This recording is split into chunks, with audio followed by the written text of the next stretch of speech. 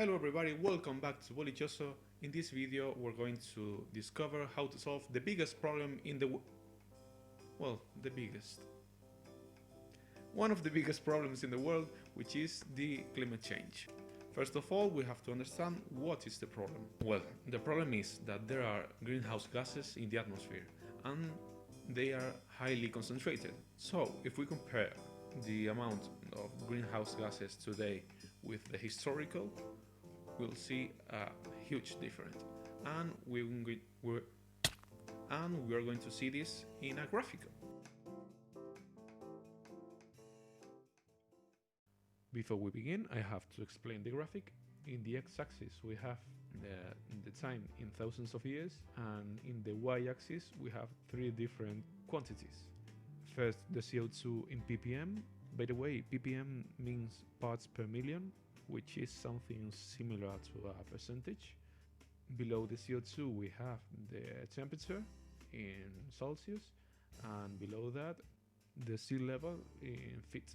There is a clear correlation between the temperature and the parts per million of CO2, and it's not exact, but there is a reason for that.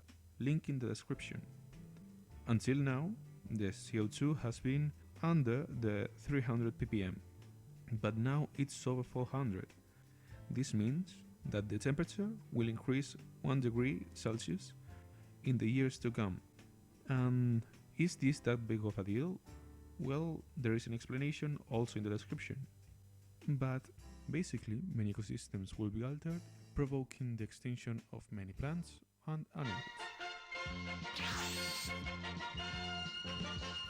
When I say that the historical data of the CO2 in the atmosphere has been under 300 ppm until now, what do I mean with now? Well, the huge increase in the ppm of CO2 started in the 1700s, and what happened then? Well, the Industrial Revolution. So, whoa, it's humans' fault. What a surprise. Now that we know the problem, we have to find the solution. There are two ways to approach this problem. One is stop emitting CO2 and ozone, or O3 as you want to say it, and the other one is to absorb these gases. The second one is basically let the forest do their job, which we are not doing, and the other one is the one that we are going to focus on. So, in order to minimize the emission of these gases, we have to find out which one are the biggest sources of emission. In a quick investigation, we found out that the biggest sources are transportation, electricity, and food. The food can be solved with the vegan thing, which will be developed in another video, and the other ones are basically energy. So if we find out how to produce clean energy, we'll be able to stop the emissions. Having this into account, I have three solutions. How to solve it? Number one, destroy all humans. It's really easy, it's not expensive, but I don't know why, but it's not a popular opinion, so I guess that's not an option.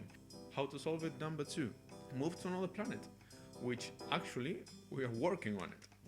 How to solve it? Number three, the use of renewable energies, which you're probably going to say, man, you're because we know that this is a solution since the 20th century. And you'd be right, but we have to see why it's not working yet. Well, it's not a technological problem, but an economical problem. And we're going to see why. I have to say that this data is from Spain, but the prices in other countries are not that different, so you can look for the information in your country. This is the price of the electricity and the gasoline in my country, and this is the price of the installation of a solar panel. So use solar panels, because if I try to produce the same amount of energy with solar panels than fossil fuels, we'll see that the fossil fuels are far more efficient. But if we change the way of producing energy from one single factory producing energy to all the houses, to a system where every house produces its own energy, will be able to stop the emissions of most of the greenhouse gases. So we'll be doing a huge step towards the renewable energies and towards the salvation of the planet. Actually, the planet doesn't care too much if we save it, because the planet will be there anyway, and the life will not be extinct without us. So the problem is saving ourselves. This is only one of the many things that we have to change in the world right now.